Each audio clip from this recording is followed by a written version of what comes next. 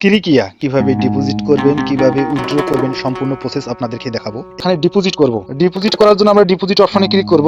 আমি নগদ দিয়ে ডিপোজিট করব, তাই নগদ অপশনে টাচ করব। স্ক্রল ডাউন করে নিচে আসবো। আপনি যত টাকা ডিপোজিট করবেন ততর ঘরে এখানে টাচ করবেন। আমি 1000 টাকা ডিপোজিট করব, তাই 1000 টাকার ঘরে টাচ করলাম।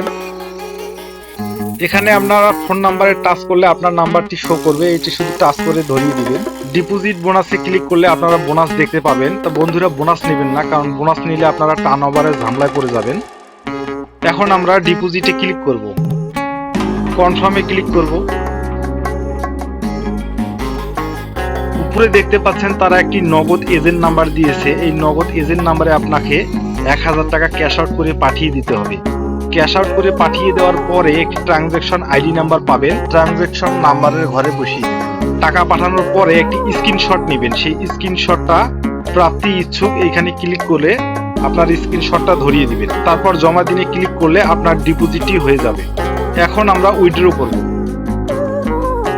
উইথড্র করার জন্য আমরা উইথড্র অপশনে ক্লিক করব, তারপর ওকেতে ক্লিক করব। আপনি যে ওয়ালেটটিতে টাকা উইথড্র করবেন সেই ওয়ালেটটি এখানে ধরিয়ে দিবেন। আমি নগদে নিলাম, তাই আমি নগদে টাচ করলাম। আপনি কত টাকা এখানে উইথড্র করবেন সেটি বসিয়ে দিবেন। আমি 1000 টাকা বসিয়ে দিলাম। তারপর উইথড্রতে ক্লিক করলে আপনার নাম্বারে টাকাটা চলে আসবে।